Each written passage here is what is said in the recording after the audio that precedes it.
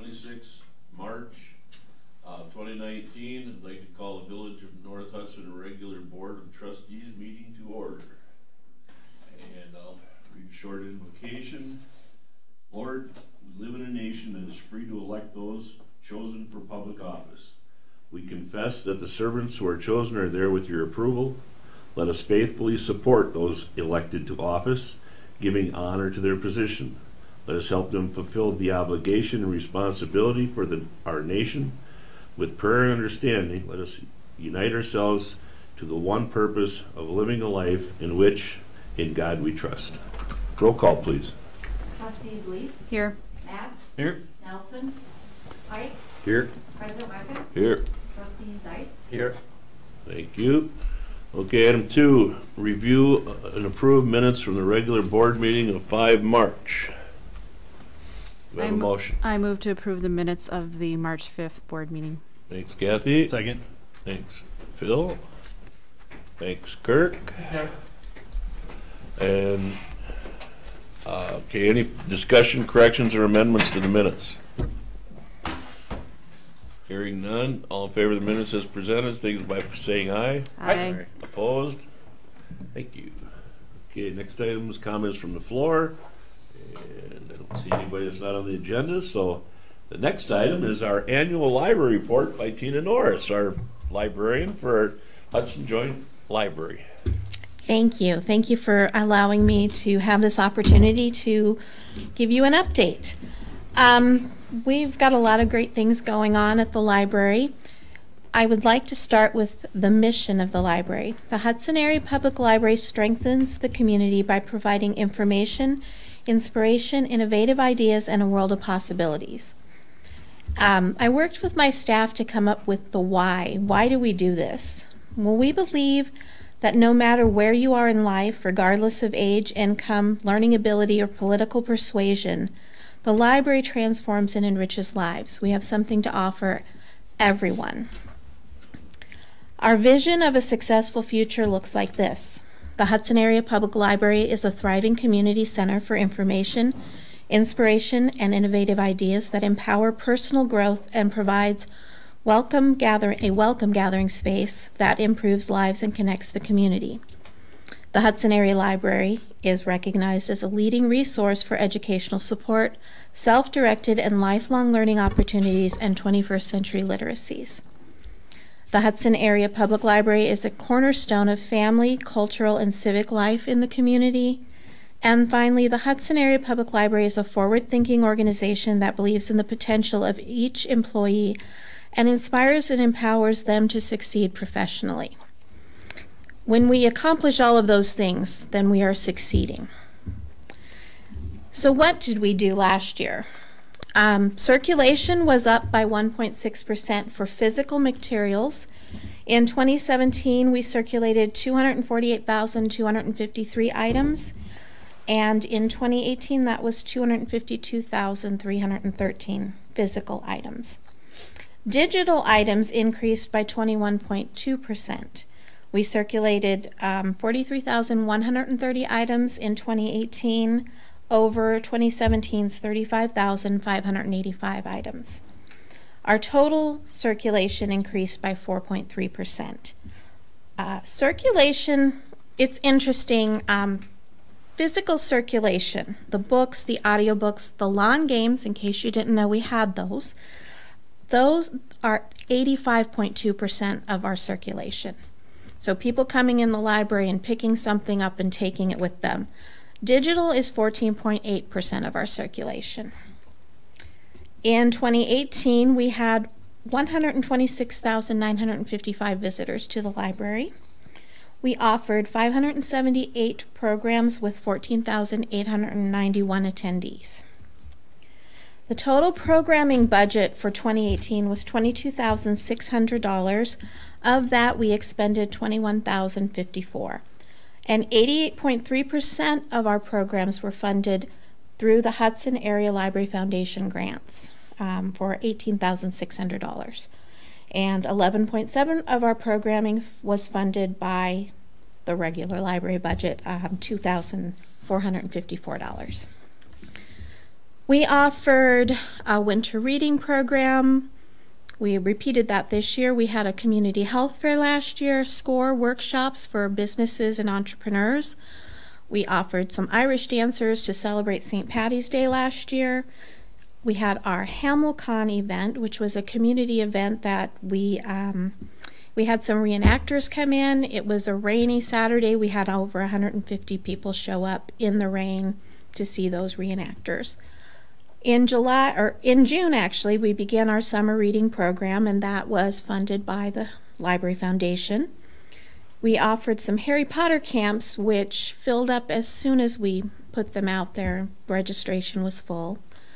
Lorna Landvik, a pretty important author around these parts. She's a Minnesota author, but she was really popular in October. We offer an etiquette dinner for teens where we have the dinner catered, but they learn all of those important etiquette things that kind of get forgotten these days. It's really popular with parents. Kids weren't so sure about it the first year we offered it, but we had a line waiting for it this year. The kids really loved it. In December, we do gingerbread house decorating. We do letters to Santa, and Santa came to visit this year. And one of the really cool things about this year's visit from Santa is we had an autistic child whose mom came up in tears. It was the only opportunity she said that her child has ever had to sit on Santa's lap. And because of the way we set it up in room 219, it was a quiet space, and her child sat on Santa's lap and she got that picture, which meant the world to her. We are continuing our programming this year. We're doing even more exciting things. We're offering 2-week camps this year for our summer reading program. So we're going to have STEAM camps. We're going to have coding camps, an art camp. So we've just got a bunch of different stuff. We've got a really great staff right now. They're very creative, and we're doing lots of great things. The return on investment for the grant-funded programs, I always give this number to the foundation, so I'm going to let you know, was $9.79 for every dollar. And if you want to know how I figured that out, I have this big spreadsheet. Stop by my office and I'll show it to you. Let's see. The Friends of the Library are also very important. And last year, they provided $9,765 in funding for new shelving and books in the children's area. And they sought an additional $10,235 for updating our books and revitalizing that collection. This year they have provided $14,100 for Genealogy and History Room grant, a YA collection and teen enhancement grant, large print collection grant, audiobook grant, DVD grant, and digital resources, including Reference USA. So if anybody is interested in that database, make sure you have a library card. It goes live on April 1st, and it's available through the library's website, which I forgot to mention. If you have seen our new website, that was funded completely by a grant from the Hudson Area Library Foundation as well. Let's see. We have a brand new strategic plan. That was one of the things we accomplished in 2018.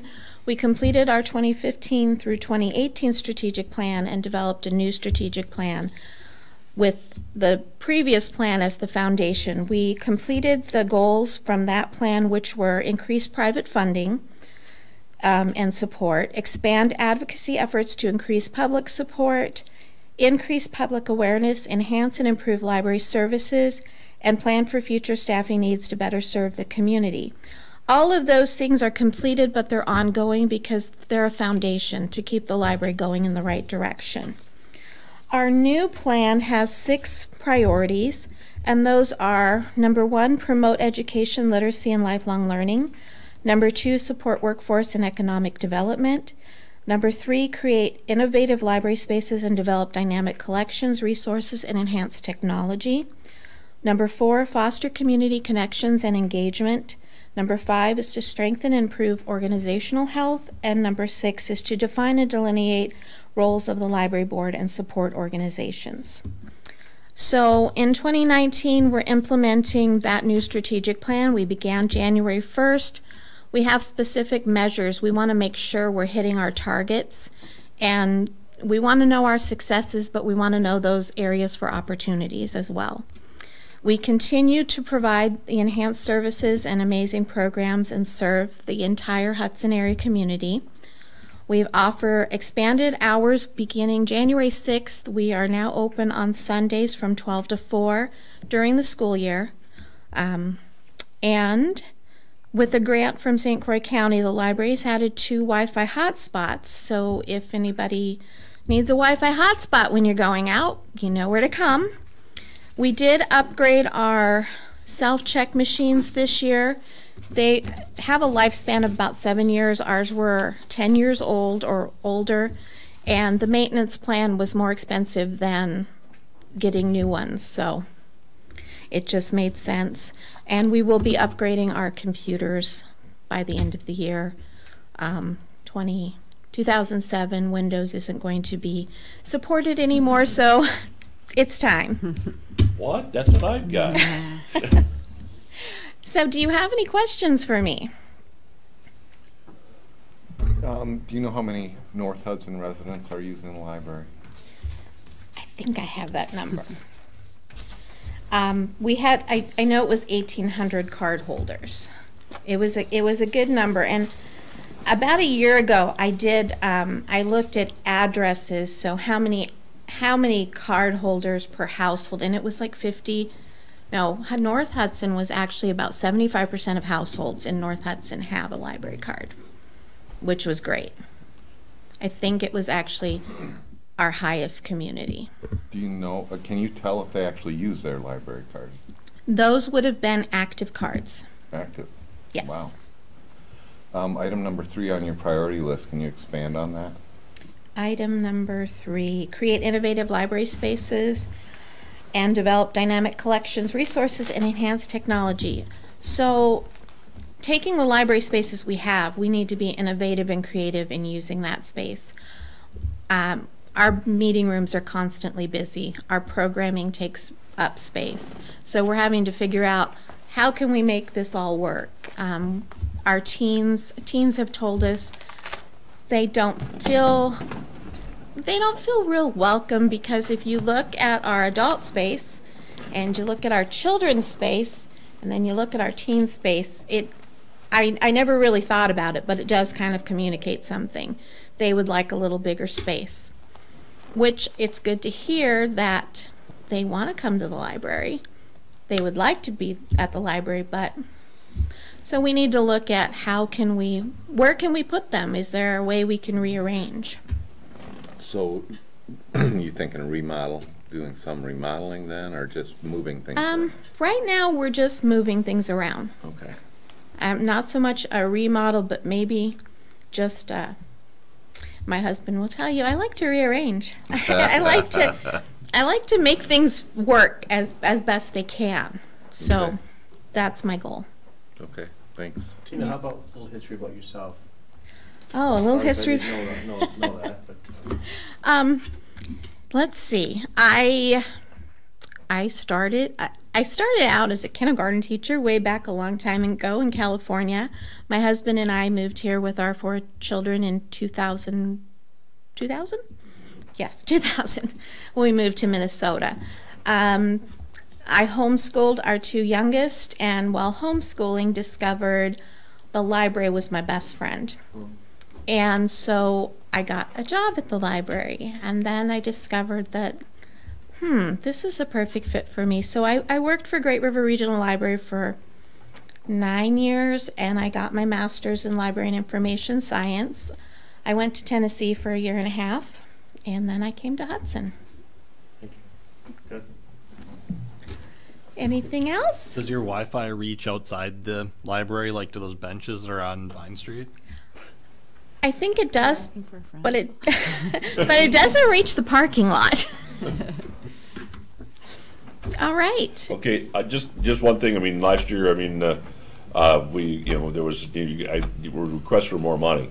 Yes. And that came at a time where we had already, balanced our budget and we're done, But this year, no, I've already talked to Paul Burning, who's the head of the library board, and the mayor also, and we're working with them to, to be able to make sure that the Great. library, we continue the service that we've got. You've done a great job Thank of, you. putting everything together down there. I think it's very impressive what you've done, and the village of North Hudson is in support of the library, contrary to popular belief. Well, I appreciate hearing that. Okay. So Sounds thank good. you. Thank you. Thanks, Tina. Thank you, Tina. Okay, we don't have to vote or anything on that, so next is item 5. Great evening. Amended Class Parent B / Parent Class B liquor license for extended premises Malibu Inn Spring Motorcycle Run, 13 April 2019. Approval requested. Stan, I so moved that Class B retail license for the sale of fermented malt beverages and intoxicating liquors for Malibu Inn be temporarily amended for an event taking place on April 13, 2019 with the following conditions. Please bear with me. Possession of open containers of alcohol outside the establishment shall remain within the Malibu Inn parking lot and blocked off street area for event from Wisconsin Street North, from 3rd Street North to 6th Street North. Use of outside area only with specific permissions of a village board for each particular date and event. April 13, 2019 event to be from 9 a.m. to 2 p.m. 3 North Hudson police officers and 3 St. Croix County deputies to be on duty during the hours of the event at the owner's expense, to be billed to the owner by the village. Owner to provide adequate satellite restroom facilities. Wisconsin Street North from 6th Street North to 3rd Street North to be closed to traffic from 9 a.m. to 2 p.m. with an open corridor for emergency vehicles maintained. Surrounding neighborhoods to be notified in advance by the village. Actual times of detour route are at the discretion by the commanding North Hudson PD officer on scene. And 6, payment for village services must be paid within 30 days after the event. Thank you, Tim. Is there a second? Second. Thanks, Kathy. Further discussion? This event might run into trouble in 2022. Just keep it on our radar. I mean, when we redo Wisconsin Street, I'm wondering how it'll impact that event. We're already discussing that 2022 rework, so somehow need to keep that in our mind. Yeah, well, in there's Kevin's mind. Early spring type of thing. Well, when he comes down to setting that date, we need to remember that this event is there every year. That's what I'm trying to say. Okay. Anything else? Okay, then all in favor of the amended Class B for the spring motorcycle run at the Malibu, signal by saying aye. Aye. Opposed? Thank you. Okay, item 6, set the date for the reorg meeting for Tuesday, 16 April 2019. This at 5 p.m. The date is non-negotiable. Melissa said we have to have it on the 16th, so that's required by state statute. So, is there a motion and a second? So moved. Thank you, Ryan. Is there a second? Second. Thanks, Kathy. Any further discussion? Put it on your calendars for Is she going to send out a calendar? She'll probably send us a calendar invite. calendar right? invite, yeah. Okay. As soon as this has been approved, but Yeah. yeah, it's got to be that date, so. Put her on your calendars now. All in favor of the change in the reorg date, set the reorg date, signify by saying aye. Aye. Opposed? Thank you. Dan, does that happen to be the 3rd Tuesday of April? Do you know? It does, it aligns with the public works. So that's lining up with public. Oh, it's right ahead of public. Should be right ahead of. That's what we Yep. usually So do. she'll go right at. It's a Tuesday, 3rd Tuesday, yeah. Okay. So we'll get that done, and then you guys will have your meeting right after. Okay, item 7, new business from the board or staff and president's comments. And I'm going to be a little windier than I usually am, but we have been going through everybody knows the St. Croix EMS and the RFP process through Hudson. You know, it has been in discussion for several years, And I just want to give everybody an update of where the RFP process is. So here we go. The RFP EMS Ad Hoc Committee has narrowed potential providers of services to two, St. Croix EMS and Lakeview EMS. St. Croix EMS submitted a revised proposal for discussion at the March 11th meeting in the Ad Hoc Review Committee. Okay, once the committee is ready to vote on a service provider, the vote is set up as follows. 6 votes to the Hudson City Council, the mayor being the tiebreaker. 1 advisory vote from the town of Troy, and 1 advisory vote from the village of North Hudson. Whether St. Croix EMS ambulance service continues or not is entirely in the hands of the Hudson City Council, with advisory votes from the town of Troy and the village of North Hudson.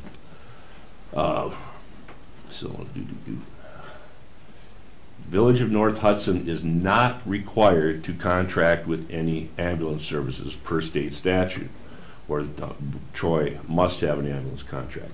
So, option 1, if the city chooses St. Croix EMS proposal and does not let the village out of the remaining years of our existing contract, coverage for the village would be reduced to 1 ambulance 24/7, 1 ambulance 12 hours a day, 7 days a week. The times for coverage for the second ambulance depends on call volume, and they place those at the most opportune times. Number 2, ambulance rates would increase between 8 and 15% per year. The village would continue to pay around $64,000 per year to the end of 2022. Currently, we're paying $63,886 with a population of 3,758. And the next bullet on that is Ward Avenue would be remodeled and debt serviced over 10 years. An amendment to the current contract would need to be negotiated between the city and the village. Moving St. Croix EMS to Ward Avenue will also increase response time to the village. Option 2, if the city chooses St. Croix EMS and decides to let the village out of the remaining years of the contract, the village could keep St. Croix EMS as a first call. There would be no yearly subsidy paid to St. Croix EMS, which is currently $63,886. The village residents who use St. Croix EMS will pay an additional $400 out of service area charge. The village could contract a different provider and enter into a contract for the specific term or have no contract. If this is done, the village must contract St. Croix Dispatch to have the St. Croix EMS service area map updated with the new provider preference. North Hudson can make a decision as to which ambulance service will service North Hudson. This could be St. Croix EMS, any of the surrounding communities, and there's a possibility that with Mayo coming in, they might have an ambulance service. So we could enter into every one of them, and depending on the costs. Run times between St. Croix EMS and Lakeview are similar. St. Croix EMS ambulance service will come from Ward. Lakeview ambulances could come from Hudson Hospital, Stillwater, or St. Joe Hall, or anywhere in between as they run a dynamic deployment plan. North Hudson St. Croix EMS subsidy to the city in 2019 is $63,886. If the subsidy is distributed as cost per call, the village is paying $473.23 per call. We had 135 calls to the village in 2018. If let out of the contract and we remain with St. Croix EMS, residents using the service will be billed an additional $400 out of the service area call. Town of Warren residents who use St. Croix EMS already pay this charge, as do any highway, interstate people that aren't part of the contracted municipalities. Option 3 would be if the city of Hudson decides to go with Lakeview EMS for their service, St. Croix EMS as an ambulance service would probably be sold or dissolved. Lakeview EMS will be the service provider for the former St. Croix EMS service area. Town of Troy has the option to have River Falls EMS provide coverage for the entire town instead of the current St. Croix EMS River Falls split. We have, we've been waiting a long time for this, answer to what they're going to choose, and we have another meeting tomorrow night at 5 o'clock, and there's going to be room for public comment. So, I've been warned that it's gonna be a lot longer meeting I'm used to. But, we welcome the public to, to show up and with their input, if it's, germane to the proposals that we have. So, that's, my president's comments for today. Melissa's comments, since Melissa's vacationing, she said, reminder that the spring election is on Tuesday, April 2nd. Polls will be opened from 7 a.m. to 8 p.m. And right now, in-person absentee voting ends this Friday, March 29th, I believe, at 5 o'clock. And that's our updates for this month. Plan Commission is next on the item. I don't think they met. Personnel and Finance Committee, we did meet earlier today, and we have claims approval requested. Stan, can I move to recommend or approve the December 2018 non-recurring claims of $1,255.25 and March 2019 non-recurring claims of $43,061.77. Thank you, Brian. Is there a second? Second. Thank you. Comments, questions, or? Normal bill paying, okay. And it says spending, so Kathy? Yes. Yes. Yes? Yes. Yes. And yes. Thank you. Item B, purchase of crime insurance policy and reduction of public officials' bond amounts. Approval requested. Stan, can I move to approve the 3-year blanket bond from Travelers Insurance providing $100,000 coverage with a $1,000 deductible in an amount not to exceed $1,369 for 3 years of coverage, and reduce the public officials' bonds to $5,000 for the village treasurer, municipal judge, and village clerk. In addition, cancel the existing blanket bond with Ohio Casualty that is up for renewal on 4/14/19. Thank you, Brian. Is there a second? Second. Thank you, Kirk. Comments or questions? What was the determining factor between that one and the $250,000 one? 400 and some odd dollars and change. The bond, I mean, I lobbied that. I mean, I believe we've got really good employees that, but it's just a boost up for coverage, and we don't deal with that. I think with our budget, the way it's set up and the way we watch it, it'd be hard to lose that or misplace that kind of money. Okay. Anything else? Hearing that, that's a spending deal. Tim? Yes. Yes. Yes. Yes. Yes. Yes. Thank you. 2019 fire contract approval requested. Stan, can I move to approve the 2019 fire contract? Thank you, Brian. Is there a second? Second. Thank you, Kathy. Questions? One thing Paul and I talked about is where they're changing if they fail, or a 5-year. There was a 5-year to get out. Right? Yeah. What's that? Termination period. Termination, and they wanted to move that to 1 year, figuring if it was a catastrophic event where they couldn't provide service, it'd be 1 year. It would be they couldn't do it for 5 years if they couldn't do it for the first year. So that's their reasoning. That would be if there was a explosion or I don't know what that kind of event would be, but it's part of the contract. So if there's a question on that, we could push back on it, but I don't think it's didn't seem to be an issue with for us to get out of the or for them to not service us. So any other questions, comments? Okay. Fire contract approval requested. All in favor, signify by saying aye. Aye. Aye. Opposed? Unanimous. Thank you. Item 10, Public Works Committee recommendations. Chair update. Brian? Stan, we did meet. There are several things that were discussed in our next Public Works meeting. We need to have a motion for soil borings to be done for the 35 project up and down the street. Those places that they want to do the soil borings have already been identified. And so since it wasn't on our agenda, it was just an update coming from the engineer. We will need to go back and vote on that, but that's gonna, I believe, cost about $5,100. And it's Part of the project. yeah, it's part of the project.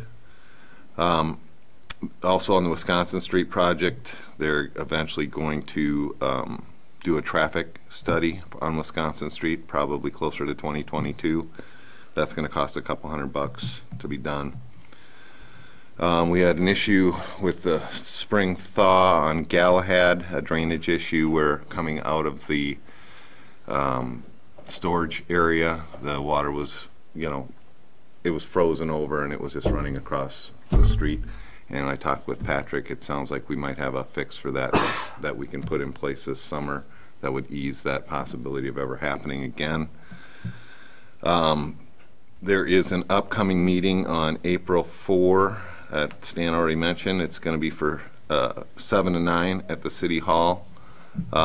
Related, or you didn't mention this one, related to the 35 project. So everybody, especially that's on 35 and business owners in North Hudson, really need to be at that 7 to 9. They're doing a 5 to 7 for Hudson residents that are going to be impacted by the project, and then they're doing a 7 to 9 meeting for North Hudson residents. And we had a public hearing meeting here, or a public meeting here, info meeting here last Tuesday, and that meeting was basically sewer and water discussion only. So we had a good number of residents that came out for that, and I'm hoping we have a good number of residents. There is a possibility that they, because of the scope and length of the project, they may want to shut down the Malibu Bridge for longer than we would like them to. They will always leave at least a corridor open for emergency vehicles. But if it was not possible for us to traverse to Hudson that direction, it could be a problem for school buses and, I mean, our businesses would be hurt. So please, if you can, make that April 4 meeting from 7 to 9 at the City Hall. And then we have an engineering bid, and I am suggesting that we approve the proposal from Cedar Corp to provide engineering services for the Lake Malibu Water Main Crossing Project in the amount of $24,900 to be split 50-50 between the Village of North Hudson and the City of Hudson. Second. So that's about $14,700 to us. Everybody's familiar with, this is going to go during the same time period they're doing the 35 project, essentially, right? That's the engineering portion of it. This is the engineering portion. Yeah, So both Hudson city engineers submitted a proposal, our engineers submitted a proposal, Cedar Corp, our engineers were selected, probably due to cost, at least due to cost, but our engineers did a pretty good job on that proposal. okay. And we don't have to make any kind of motions on that, right? No, yeah, we do. Yep, it's got spending. Okay. So do you, is there anything else? Nope. Questions? Any other questions? Okay, spending, let's see, Kathy? Yes. Yes. Yes. Yes, Yes. And yes. Thank you. and that's all I have. Okay. 11, public safety, Tim? Stan, we did meet. The only item we had was line item number 5, which we approved. Other than that, that's all we have. Great, thank you. Item 12, public welfare committee, Kirk? We did not meet. Okay. How about park board? We did meet. PJ, do you want to go over what we accomplished last year? Or do you have that sheet on you? Okay, well, I'd just like to first thank the Parks group for doing a ton of stuff. We have a laundry list. If you watch the old meeting, it states over all the things we accomplished. When you look into it, it's a lot more than you expect. They did a really good job last year, but the only thing we need to really discussion is the Pepperfest expansion park. The Pepperfest is looking into purchasing the land right behind us. This would be the east of this building. And then there's a couple ideas of what we want to do with it. They're looking at putting a new facility there, kind of expanding the Pepperfest park or the Pepper Festival itself. I'm working with Tim and their whole group together, but this is the first stage of us as the park department saying, yes, we want them to purchase that, donate it to us, and then we'll take it over. We have a ton of ideas what we want to do with it and other things, but At this point, we're just saying that if they go ahead, purchase it, we would be willing to accept it for a new park. Pretty exciting stuff in the park world, but that's all we have for update on that. Well, and just, we have I mean, I think that the list of what our three-man public works crew gets done, other than the snow plowing and everything else, I've got a list here that, you know, we had the annual cleaning of the shop yards area that we have down there. We had the Glen Oaks Park installation of new sandbox and landscaping. Eagle Woods Park cleaned and filled sandboxes, put mulch and cut brush. Summers Landing Park repaired park sign, completed tree trimming. Woodcrest Park installation of mulch, brush cleanup, preparation for Monarch Gardens, which are coming in 2019. Chief Jansen Park planted 10 donated spruce trees and installed mulch. Pepper Festival Park repaired siding, fascia and soffit, and painted warming house. Assisted with movies in the park events.